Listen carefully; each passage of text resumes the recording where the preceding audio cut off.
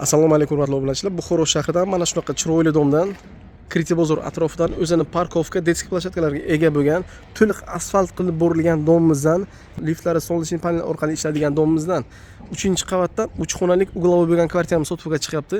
Narxi navosi qolgan ma'lumotlarni video oxirida aytib o'tamiz. Videomizni ko'rib o'ting. Like va podpiska sizlardan kutib qolamiz. Aytib o'tgan kvartiramizda bizga qadrli obunachilar, korobka kvartiramiz 3 xona, dvухсторонний proyekt, sanuzel alohida shochklar o'tkazib qo'yilgan, shkatulkalari, stachkalari, elektromontajlari, gaz suv hammasi kelgan.